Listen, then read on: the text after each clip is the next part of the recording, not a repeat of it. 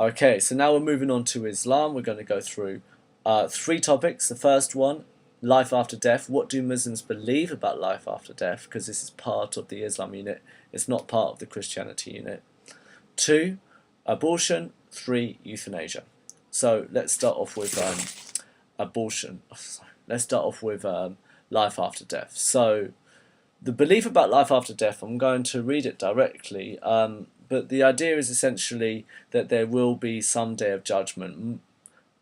Some/most Muslims believe there'll be a day of judgment where all Muslims go and pray, which is Mecca, and from Mecca people are going to go up to heaven from the Kaaba. So there's a belief that there is a physical resurrection, there's an actual body, this body actually does go to heaven, or it does come out from the body, so as a result you don't burn the body, you don't turn into ashes, you are physically resurrected, okay, kind of like in a zombie movie to put it crudely, and you go over to Mecca.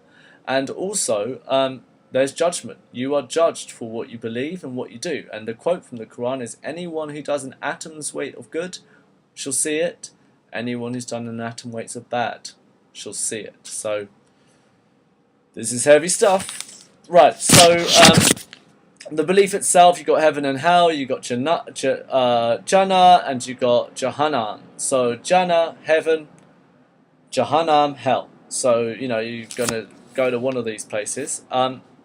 These are the possible places.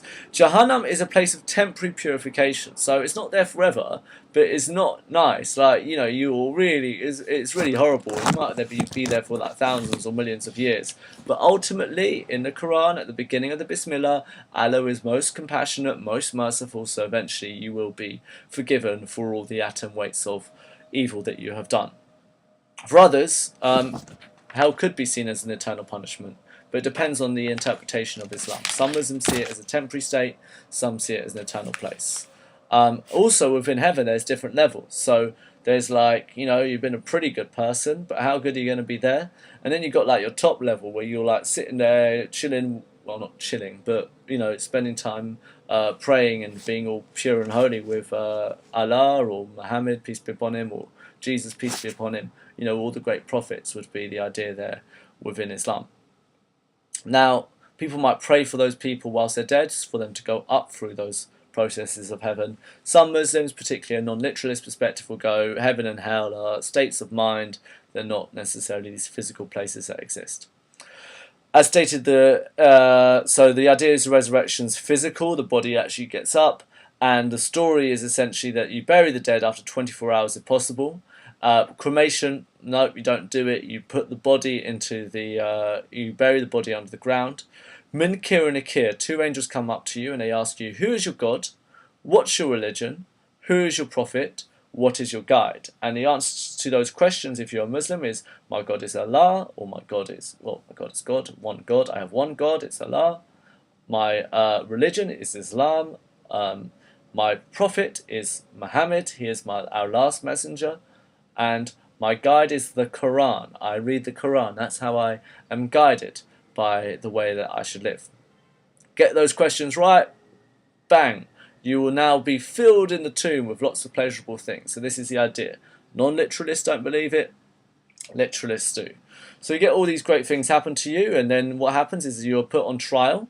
If you're a non-believer, you get punished, which is pretty rubbish. So, you know, it's a strong imperative. Pascal's wager suggests, as we know when we've studied this, Pascal's wager suggests that it's a good idea to believe in God, and this is an example of Pascal's wager here. You have this trial. The angel of death, Azrael, he takes the souls to Al-Barzakh, and this is where you have this day of judgment, and then on Judgment Day, all bodies are resurrected and judged by Allah. And you're pictured in this kind of garden of paradise, and I'll read this directly. This is the kind of idea of how good it is if you get it right. So you're in the garden of bliss, on thrones encrusted with gold and precious stones, reclining on them, facing each other, and about them will serve youths of perpetual freshness, with goblets, shining beakers, and cups, filled out of clear flowing fountains. Now, the quote you just need to really know here is that you are in the garden of bliss, on thrones encrusted. That's enough for you to say. In the garden of bliss, on thrones encrusted, and dot dot dot. And the idea is essentially you will receive constant paradise. And that's from Surah 56 from the Quran. So there's this promise of heaven and a threat of hell, which gives you a strong motivation to be basically a good person. But the idea is that actually, against if Muslims end up doing the wrong thing, though thinking that their interpretation is correct, when it's actually against the will of Allah, they will rely on Allah's mercy for their final destiny. So I might be like, oh gosh, please, God, I've really messed up here. That would be the idea. Allah is most compassionate, most merciful. You'll receive all your punishments, but ultimately you'd be forgiven. That would be a very liberal Muslim interpretation. Non-liberal, mate, that's it. You go to hell. Two different interpretations there.